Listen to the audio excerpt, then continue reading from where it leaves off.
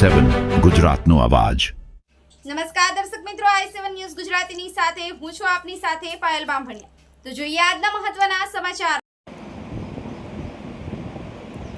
સુખસર તાલુકાના રૂપાખેડા ગામના વાદી ફળિયામાં જે રસ્તો આરસીસી બનાવવામાં આવી રહ્યો છે તે એસ્ટિમેટ મુજબ માલ સામાન ન વાપરવામાં આવતો હોવાનું અને કામ રામ ભરોસે ચાલતું હોવાનું ગામ લોકોના મુખી ચર્ચા થઈ રહી છે। આજરોજ મીડિયાની ટીમ દ્વારા સ્થળ તપાસ કરતા કોન્ટ્રાક્ટર કે એમના સુપરવાઇઝર પણ સ્થળ ઉપર હાજર ન હતા। લોકો દ્વારા એવી માંગ કરવામાં આવી છે કે જે આરસીસી રસ્તો બની રહ્યો છે એ રામ ભરોસે કામ ચાલતું હોવાની ગામ લોકોમાં ચર્ચાઓ થઈ રહી છે।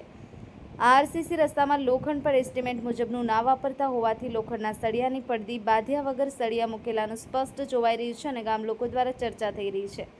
વારંવાર કોન્ટ્રાક્ટર દ્વારા સરકારી નાણાંનો દુરુપયોગ કરી અને ભ્રષ્ટાચાર થતો હોવાની ગામ લોકોની માંગ। જ્યારે આ રસ્તો બની રહ્યો છે તેમાં હલકી કક્ષાનો માલ વાપરી કોન્ટ્રાક્ટર દ્વારા મોટે પાયે ભ્રષ્ટાચાર કર્યો હોવાની ગામ લોકોમાં ચર્ચાઓ થઈ રહી છે। આવા કોન્ટ્રાક્ટરો ઉપર તાત્કાલિક પગલાં લઈ અને બ્લેકલિસ્ટમાં નાખી દેવા જોઈએ અને આવો હલકી કક્ષાનો માલ સામાન વાપરતા હોય એ બંધ થઈ જાય અને સ્થળે મુલાકાત લઈ રોડમાં ચાલુ માલના નમૂના મેળવી લેબોરેટરીમાં ટેસ્ટ કરવા મોકલવા જોઈએ તો દૂધનું દૂધ અને પાણીનું પાણી થઈ જાય।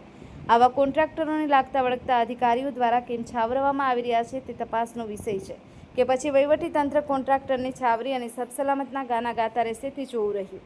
Bureau chief Kalubhai Damor, i7 news Gujarati, Dahod.